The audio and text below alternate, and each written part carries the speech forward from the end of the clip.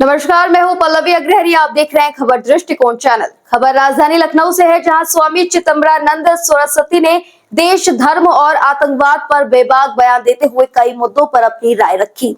आपको बता दें, मौका था जानकीपुरम विस्तार के सूर्या अकादमी में आयोजित एक पत्रकार परिषद का, जहां स्वामी चिदंबरानंद ने आतंकवाद, धर्मांतरण और हिंदू एकता पर खुलकर बात की।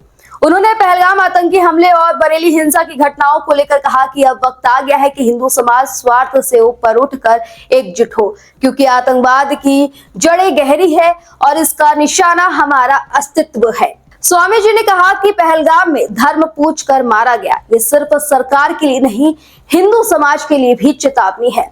लेकिन अब भारत बदल चुका है, आतंकियों को छोड़ा नहीं जाता, बल्कि जवाब उसी भाषा में दिया जाता है। बाइट लगा देने इससे रिलेटेड धर्म और राजनीति के बदलते समीकरणों पर बोलते हुए स्वामी चिदंबरानंद ने कहा, 2014 के बाद देश में आस्था का ध्रुवीकरण देखा है। केदारनाथ से लेकर कुंभ तक करोड़ों लोग आस्था के साथ जुड़ रहे हैं। ये संकेत है कि भारत अपनी जड़ों की ओर लौट रहा है। उन्होंने स्वामी अविमुक्तेश्वरानंद सरस्वती पर भी निशाना साधते हुए कहा कि जो खुद को शंकराचार्य बताते हैं, वही सीएए का विरोध करते हुए पाकिस्तानी मुसलमानों को नागरिकता देने की बात करते हैं, जो गौ हत्या को रोजमर्रा की बात मानते हैं। ऐसे पाखंडियों से समाज को सावधान रहना होगा।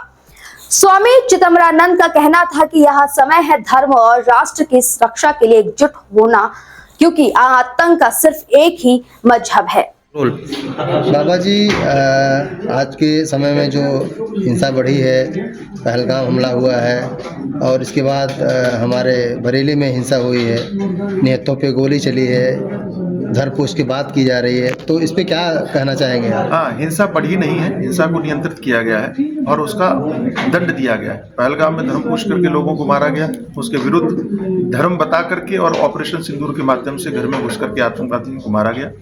बरेली में भी एक षड्यंत्र रचा गया था आई लव मोहम्मद के नाम पर, लेकिन योगी सरकार ने नियंत्रण पाते हुए उनको भी अच्छी तरह से सबक सिखाया। जीवन भर अब आई लव कानून कहेंगे, वो हमेशा सदैव कानून का सम्मान करेंगे।